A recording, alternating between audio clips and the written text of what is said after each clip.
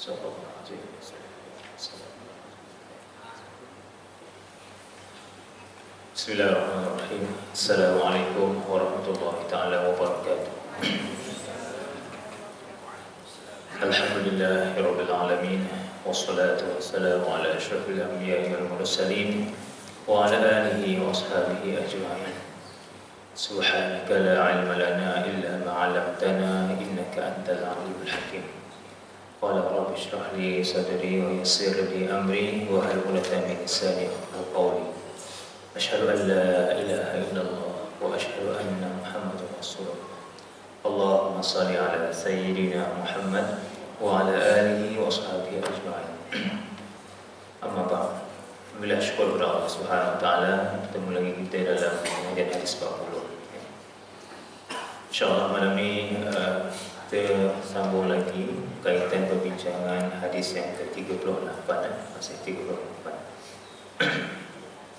Di sebelum itu mari sama-sama kita mulakan awal kitab Al-Fatihah. A'udzubillahi minasyaitonir rajim. Bismillahirrahmanirrahim. Alhamdulillahirabbil alamin, arrahmanir rahim. Maliki yaumiddin. Iyyaka na'budu wa iyyaka nasta'in. Ihdinas siratal mustaqim, siratal ladzina an'amta 'alaihim ghairil maghdubi 'alaihim waladdallin. Allahumma shalli ala Muhammad wa ala sayyidina Muhammad. Sebelum kita teruskan, sebelum ni kita dah bincang hingga muka surat 413 kaitan dengan 6 perkara berkaitan dengan apabila cinta Allah itu ditumpahkan sepenuhnya kepada seorang berkat amalannya itu, maka ia menjadi seorang manusia yang terkawal, terpimpin. Surat 12 lah. Ini kesan-kesan bagi siapa yang dicintai oleh Allah Subhanahu wa taala. Kita pun bercita dan mohon Allah Taala agar kita ini sentiasa dikasihi oleh Allah Subhanahu wa taala. Sebelum itu kita bacakan matan hadis Rasulullah SAW yang ke-38. Bismillahirrahmanirrahim.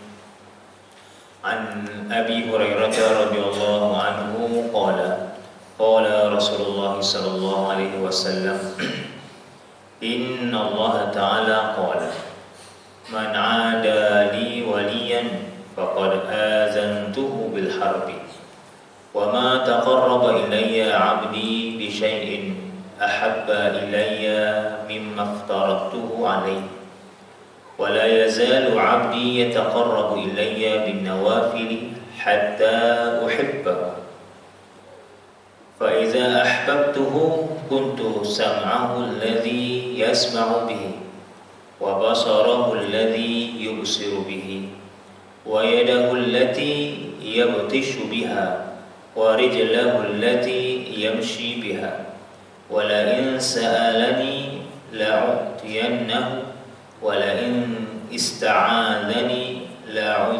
la'u'idhannahu. Rawahu Al-Bukhari. Maksudnya daripada Abu Hurairah radhiyallahu anhu katanya Rasulullah sallallahu alaihi wasallam bersabda, sesungguhnya Allah Taala berfirman, barang siapa yang menyakiti waliku, yakni orang-orang beriman, maka sesungguhnya aku memaklumkan perang kepadanya, dan tiada mendekati hamba-Ku kepadaku dengan suatu pekerjaan yang lebih aku sukai dari mengerjakan apa yang aku telah fardukan ke atasnya. Maksudnya perkara fardu itu yang lebih utama, Allah lebih kasih. Dan sentiasalah hamba-Ku mendekatkan diri kepadaku dengan melakukan segala yang sunnah, perkara nawafil, perkara sunat pula, hingga aku mencintainya. Maka apabila aku telah mencintainya, adalah aku yang menjadi pendengarannya yang ia dengar dengannya, dan penglihatannya yang ia melihat dengannya, dan tangannya yang ia tamparkan dengannya, dan kakinya yang ia berjalan dengannya. Dan demi jika ia meminta kepadaku, nescaya aku berikan kepada dia. Dan demi jika ia meminta perlindungan kepadaku, nescaya aku memperlindungi dia. Diriwayatkan oleh Imam Bukhari. Jadi dalam hadis ni ada beberapa perkara lah yang boleh kita ambil, iaitu perkara berkaitan dengan perkara yang disukai oleh Allah Ta'ala, iaitu perkara-perkara fardu. Maknanya perkara-perkara yang Allah perintahkan secara fardu, iaitu Allah lebih mengasihi. Kemudian tambah lagi dengan perkara-perkara sunat, ya. Maknanya perkara-perkara yang sunat itu sehinggalah Allah mencintai kita.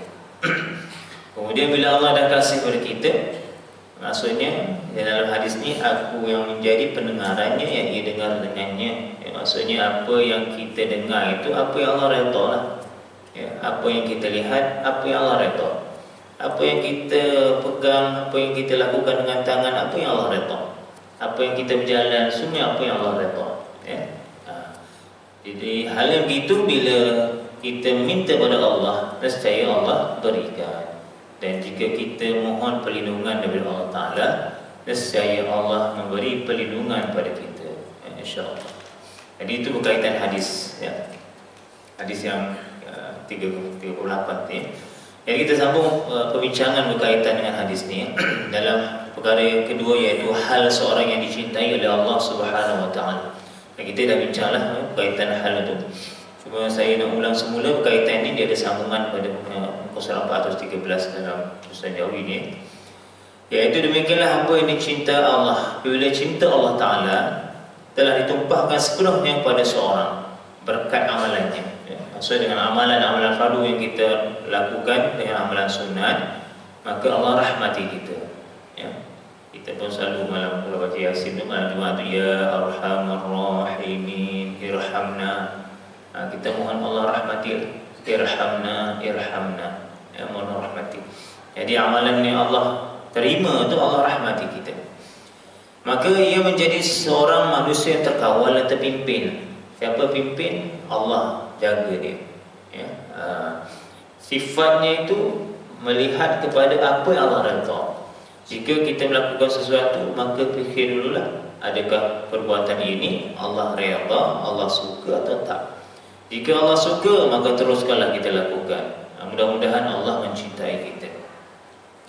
Jalan hidupnya sejahtera dan selamat, ya. Maksudnya ihdinas siratal mustaqim, itu jalan yang lurus, ikut perintah Allah, syariat Allah dan sebagainya, ya.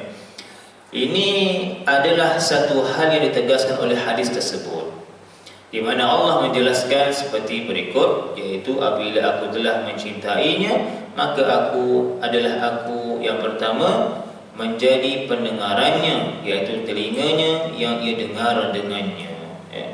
Bukanlah telinga kita ni sama telinga Allah Ta'ala, tak, ya. Maksudnya apa yang kita dengar ini semuanya melihat pada redha Allah Subhanahu Wa Ta'ala. Menjadi penglihatannya, matanya yang ia melihat dengannya, ya. Menjadi tangannya yang ia tamparkan dengannya, menjadi kakinya yang ia berjalan dengannya, ya. Semua perkara anggota ni yang Allah redha, ya. Allah redha. Dan demi jika ia meminta kepadaku, saya aku berikan kepadanya. Perkara yang keenam, dan demi jika ia meminta perlindungan kepadaku, saya aku memperlindungi dia. Ini 6 perkara. Jadi inilah kesan-kesan kecintaan Allah kepada orang mukmin. Yang sebelum ayat yang mula-mula tu, maksudnya kita ini tidak boleh menyakiti orang mukmin. Sebab apa? Orang mukmin ini kekasih Allah. Bila orang mukmin ini kekasih Allah, maka inilah kesan-kesan bagi orang mukmin, ya. Sebagai balasan dari kecintaan, memenuhi kehendaknya dalam medan bakti dan amal, ya. Maksudnya orang mukmin ini bersungguh-sungguh untuk beribadah pada Allah, ikut perintah Allah, ya, ikut perintah Allah Ta'ala. Jadi bagi Allah sebenarnya tak ada kesan. Yang bagi kesan bagi orang tu, bagi manusia tu, bagi makhluk tu, ada kesan padanya, ya. Maknanya kesannya dirahmati oleh Allah Ta'ala. Allah berikan dia ganjaran syurga, ya. Begitulah. Imam Nawawi dalam huraiannya terhadap perkataan tersebut menjelaskan, kata Imam Nawawi, bahawa boleh jadi maksud perkataannya itu nombor 1 hingga 4. iaitu yang menjadi pendengaran, penglihatan, tangan dan kakinya itu ialah bahawa Allah tetap mengawasi dan memelihara pendengarannya atau telinganya atau penglihatannya atau matanya. Ya, maknanya Allah jaga itu. Satu contoh yang paling jelas yang mana berlaku pada Rasulullah sallallahu alaihi wasallam. Rasulullah ialah Habibullah, kekasih Allah Subhanahu wa taala. Zaman remaja ni 2 kali kalau kita baca dalam sirah Rasulullah sallallahu alaihi wasallam. Bila mana Rasulullah ni dia mengembala kambing di lembah luar kota Mekah tu. Nampak Mekah tu ada nak buat macam pesta, kenduri sebagainya. Jadi naluri manusia ni suka pada perkara seronok. Jadi Rasulullah pergi, ya. Kalau pergi, tetapi Allah tidurkannya. Bangun-bangun dah siang, dah habis dah program tu. Ya, dah ada program dah habis dah. Kali kedua pun sama, ya. Rasulullah pergi juga, Allah tidurkan juga.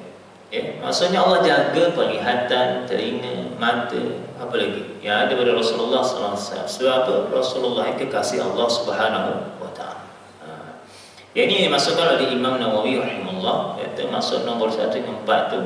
Apa dikatakan menjadi pendengaran, penglihatan, tangan, kaki sebagainya itu, yaitu Allah tetap mengawasi dan memelihara pendengarannya atau telinganya, penglihatannya atau matanya, tangannya dan kakinya dari godaan syaitan.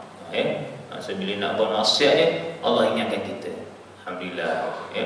Bila kita nak buat maksiat mata dia, Allah ingatkan kita. Kita pun astagfirullah. Gitulah. Itu Allah jaga kita. Jadi pandangan pertama. Pandangan kedua, dan boleh jadi maksudnya bahawa Allah selalu dalam hatinya ketika dia mendengar, melihat dan menampak. Nampak melakukan sesuatulah dengan tangannya. Maksudnya, itulah yang saya masuk yang pertama tadi. Apa yang dibuat Allah redha. Bila mana dia nak melakukan, nak mendengar, dalam hatinya ada Allah Ta'ala. Jadi dia akan dengar apa yang Allah redha saja. Contohnya ni, melihat, dia akan melihat apa yang Allah suka dan redha saja.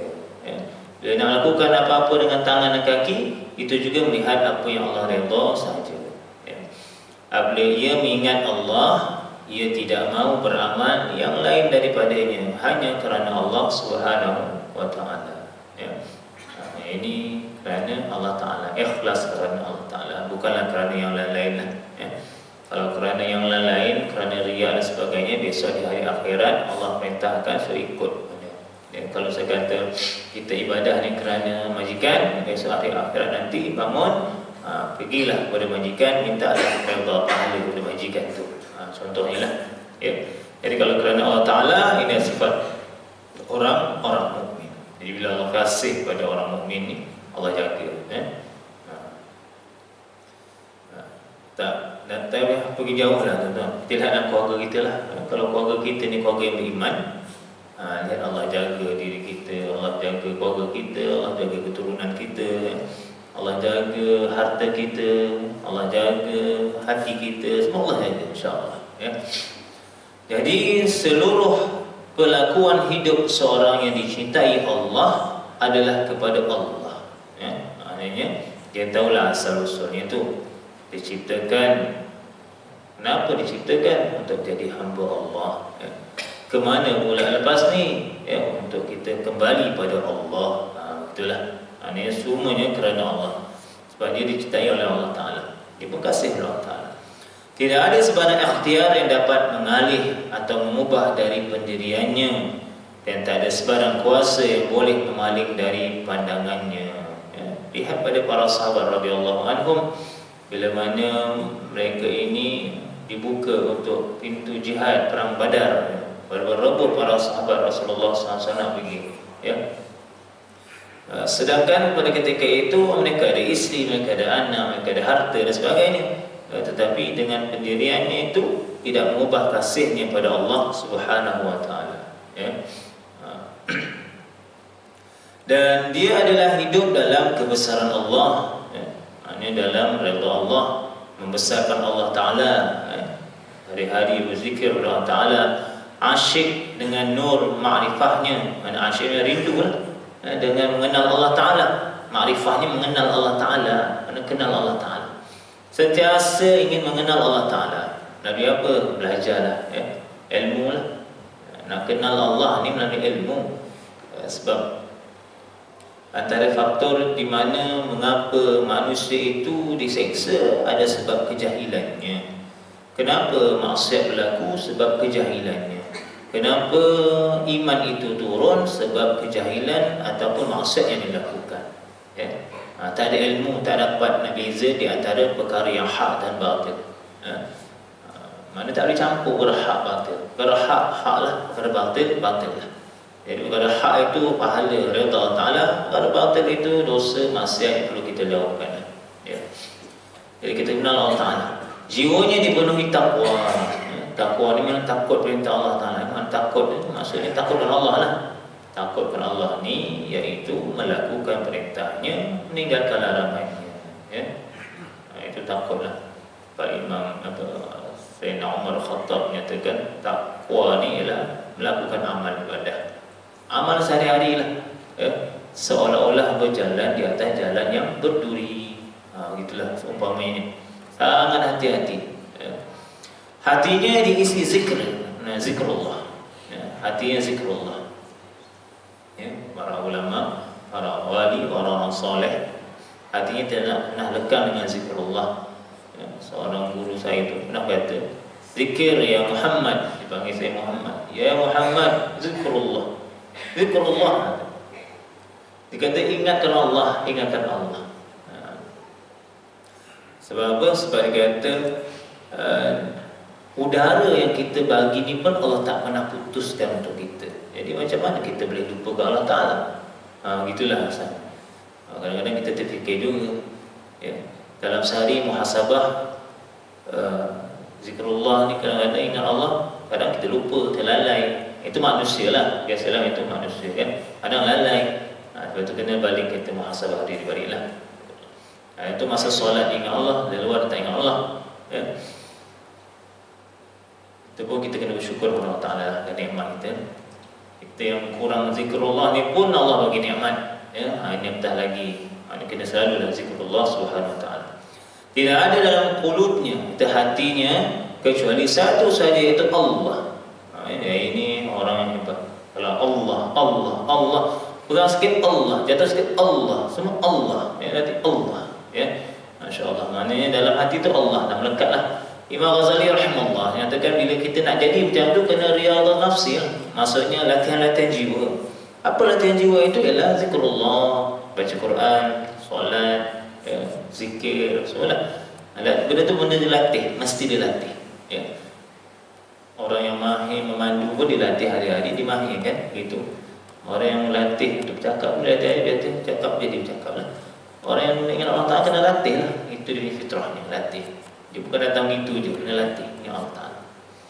Ingat, inilah yang dikatakan oleh ahli tasawuf, ma fi qalbihi illa Allah.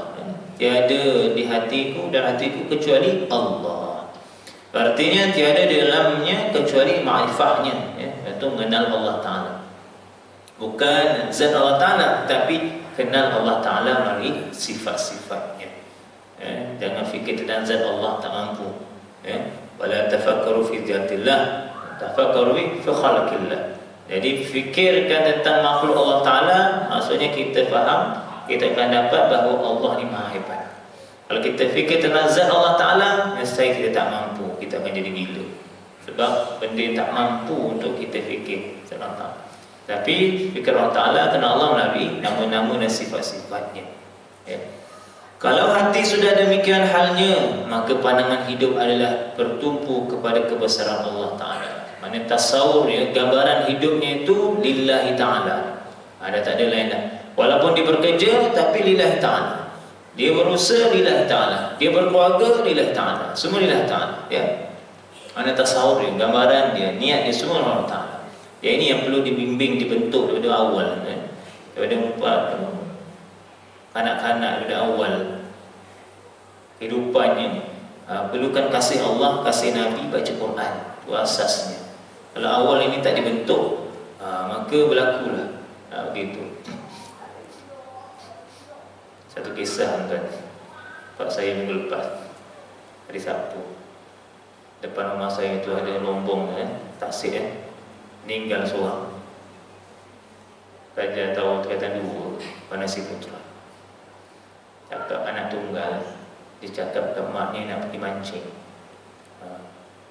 Kira pergi mancing dengan kawan-kawannya, ada 5 orang tak salah. Kemudian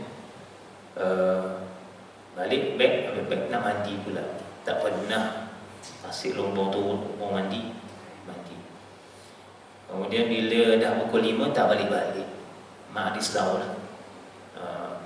Mak risau carilah semua kolam-kolam mancing sampai ke Mantin nilai tak ada. Lepas tu report polis, anak hilang. Siasatlah, tanya kawan-kawan. Kawan kata dah, kami dah hantar ke rumah dah. Dia pula kata dia kena kerja anjing, dia lari tak mana lah. Macam-macam cerita budak ni buat. Lepas tu bila disiasat tanya, mana kali terakhir jumpa? Dekat tepi lombong tu lah. Lombong. Siasat lagi, macam-macam cerita budak. Mana dari sini. Polis pun dah pergi ke lombong tu, panggil bomba sekali dah. Lepas tu panggil seorang-seorang. Akhirnya pecah rahsia. Panggil maknya, katakan arwah si fulan ni dalam ni. Kejut mak, anak tunggal seorang, budak baik. Kawan budak tak baik. Bukan budak tak baik, budak nakal. Budak ni tak baik sebab dia tak tahu lagi kan, budak nakal. Jadi dari pukul 11 baru dapat tahu dia kat dalam tu. 11 malam dia dah masuk 2 petang. Jadi pukul 12 lebih dapat jenazah. Dan jenazah lah. Sifat apa? Sifat yang cerita sedihnya, maknya sedih sebab apa? Kawan-kawan tak nak bagi tahu cerita sedang. Sorok, telefon disorokkan, beg disorokkan, semua disorokkan. Sampai pukul 12 malam baru kita. Sedih lah. Sebab apa? Satu sifat. Bila kita sedih, anak ni memang tak dijagalah dengan orang tuanya dan sebagainya lah. Jadi asasnya lah bila mana budak arwah ni orang baik, maknya bagi didikan baguslah, faham. Tapi yang kawan-kawan ni tak begitu. Jadi asas pendidikan agama ni penting. Mereka takutkan Allah, mereka akan cakap benar. Kawan di sini duduk sebelah meja di sekolah, gitu. Kata tu. Allahu a'lam. Jadi itu yang ada hari ni lah, yang depan mata saya lah. Jadi kita kena usahalah untuk jadikan generasi kita ni jadi takutkan Allah Ta'ala. Jadi takutkan Allah Ta'ala ni sifat jujur tu insya-Allah ada. Walaupun bersalah lah, tersalah ke Allah alam. Tapi itulah maknanya bila takutkan Allah, jadi orang mukmin, orang beriman, maka dia akan cakap benar dalam segala perbuatannya ataupun percakapan. Baik. Jadi dalam ahli tafsir mengatakan ma fi qalbi illallah. Dalam hati tak ada apa kecuali Allah Ta'ala saja. Bila Allah Ta'ala saja hatinya, maka segala hidup dia bertumpu kepada kebesaran Allah. Di samping itu lenyaplah daripada segala sesuatu selainnya. Maknanya selain pada Allah dihilangkan. Dirinya, nafsunya, hasad dan kemahuannya, cita-cita dan kehendaknya tidak ada kecuali semuanya untuk berkhidmat kepada Tuhannya. Maknanya inna salati wa nusuki wa mahyaya wa mamati lillahi rabbil alamin. Itulah yang kita ikrarkan hari-hari, setiap 5 kali sebelum kita baca Fatihah dalam solat fardu. Inna salati, sungguh solatku, wa nusuki, ibadahku, wa mahyaya, hidupku, wa mamati, matiku, lillahi ta'ala. Jadi maksudnya kalau ambil daripada sifat solat kita tu, maka itulah hidup kita sebagai seorang mukmin, serah pada Allah Ta'ala segala-galanya. Sehingga kalau dia bertutur dan mendengar, melihat dan memegang, berjalan dan bergerak adalah semuanya tidak dapat dipisahkan dari kehendaknya. Ya, semuanya kerana Allah Subhanahu wa taala.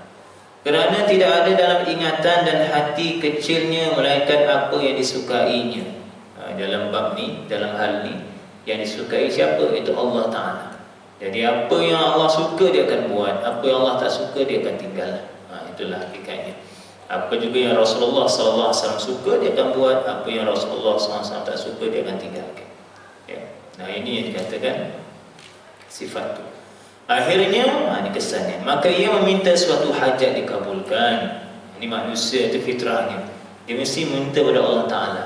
Tak ada manusia tak akan minta kepada Allah Ta'ala. Rasulullah SAW minta kepada Allah Ta'ala. Nabi Adam minta Allah Ta'ala. Ini ada serangan manusia ni yang jenis etis ni, tak ada Tuhan ni, tak nak minta ke Tuhan lah tu, sebab dia tak percaya Tuhan. Ya, mana tak beriman. Jadi orang yang beriman yang akan minta kepada Allah Ta'ala. Akhirnya maka ia meminta sesuatu hajat dikabulkan, dan jika ia memohon perlindungan dari mara bahaya dia perkenankan. Ya. Inilah sekarang ni macam-macam ujian yang berlaku pada kita ni dalam masyarakat kita sebagainya. Ya. Kita mohon perlindungan dari Allah Subhanahu wa taala daripada apa-apa yang sebagai musibah, ya, virus apa semua itu hanya Allah Taala sahaja yang mampu untuk ubah.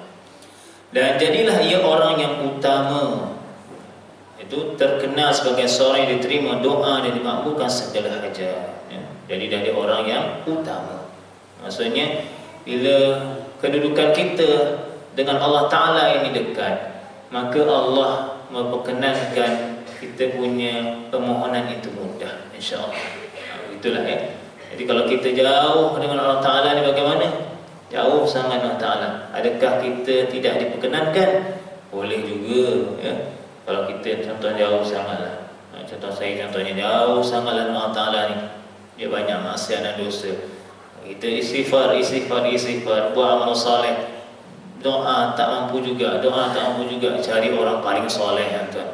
Carilah orang paling soleh, kita mohon tawassul dengan dia. Maksudnya kita mohon dia doakan untuk kita. Gitulah ya. Biasanya kita orang lama, tuan. Kenapa? Saya pun suka cari orang lama tak doakan saya. Sebab ibadah ni lama. Ya, bayangkan 80 tahun. Dia balik 20 tahun contohnya, lewat sikit lah 20 tahun ya. Dia ada 60 tahun dia beribadah Allah Ta'ala. Berbanding saya ni 40 tahun, balik 20 tahun, ada 20 tahun dia beribadah Allah. Kan sikit tu ya. Tu bezanya orang lama ini, bila Allah bagi dia panjang umur, ibadahnya lama, amal yang soleh, jadi dia hampir Allah Ta'ala. Itu mohon barakah lah daripada itu. Selain pada orang-orang yang berilmu, alim ulama ni ya. Jadi orang utama, terkenal sebagai seorang yang diterima doanya dan dimakbulkan segala hajat. Contoh orang-orang salaf di zaman dahulu. Jadi contoh banyak yang telah meningkat kepada maqam wali Allah. Ya, maknanya golongan salaf ya. Yang saya belajar tu banyak wali ini di kalangan para tabi'in tentu. Tabi'in berbanding daripada kalangan sahabat. Sahabat itu bukan wali ke? Wali juga ya, wali. Tapi karamah itu banyak berlaku pada zaman tabi'in ya, sebab pada zaman tabi'in zaman yang cabaran lebih ya. Sahabat pun ada cabarannya ya. Baik. Jadi yang meningkat kepada maqam wali Allah sebagai hasil dari usaha pendampingannya pada Allah melalui amalan-amalan yang disyariatkan ya, sebagaimana yang telah diterangkan ya. Maksudnya bab karamah lah ni ya. Karamah ni benda suatu yang tidak boleh orang itu cerita pada orang lain. Contohnya semalam saya datang sini jalan atas angin je. Satu hari beritahu. Semalam saya pergi Mekah 5 minit, balik sini 5 minit ya. Itu bukan karamah, itu tipu ya, saya mau percaya ya. Tetapi kalau orang ceritakan tentang syekh ni dia ni ya. Itu dengan izin Allah mungkin berlaku kan. Tapi dia tak akan, kecuali mukjizat tuan. Para nabi dia menceritakan mukjizatnya. Para nabi tak akan rahsiakan mukjizat, sebab mukjizat benda itu melemahkan orang lain ya. Contoh Rasulullah SAW zaman ketika orang musyrik Mekah minta Rasulullah belah bulan. Pada ketika itu Rasulullah belah bulan, sebelah tangan kanan, sebelah tangan kiri, ya, belah nampak ketika itu. Masih lagi orang tak nak beriman pada ketika itu. Tetapi Pak Karamah ni wali Allah Taala, dia tak akan cerita sebab dia antara Allah Subhanahu Wa Taala saja, ya, benda tu. Kelebihan daripada amalan yang Allah nak berikan pada orang-orang tertentu, ya. Baik.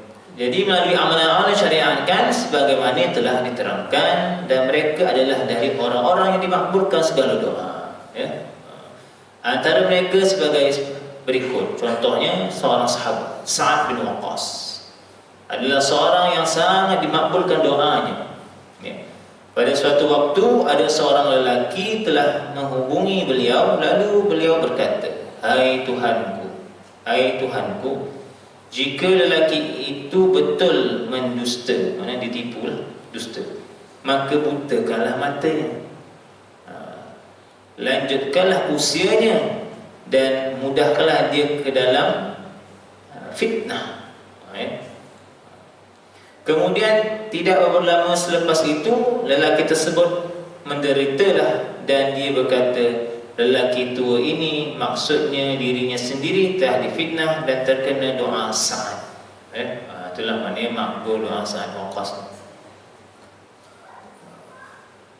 Mungkin adalah hikmah di sebalik kenapa dia Sa'ad bin Waqqas doa begitu kan.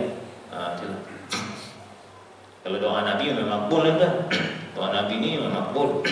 Kalau baca dalam kisah Rasulullah SAW, bila ketika Rasulullah berdakwah pada musyrikin Mekah, ketika itu ada orang kafir, Rasulullah solat, dia ambil kain, ikat leher Rasulullah, tarik. Jadi Abu Bakar nampak, Abu Bakar pun tepis tolak. Dan banyak lagi lah, Rasulullah kita sujud letak najis ke atas. Kemudian ada lagi Rasulullah SAW pergi, Rasulullah dicaci, dihina dan sebagainya. Dan satu ketika Rasulullah berdoa, dia dalam kitab sirah lah, diriwayatkan oleh Ibn Syah, dia kata Rasulullah doa, ini doanya, Allahumma alaika, disebut 10 nama, hampir 10 nama, habis. Akhirnya nama-nama yang Rasulullah sebut tu semuanya mati dalam perang Badar. Ini kes mengenai Rasulullah. Susah Rasulullah nak doa ke umatnya begitu, tetapi wallahu a'lam adalah asbabnya, mungkin terlalu sebagainya.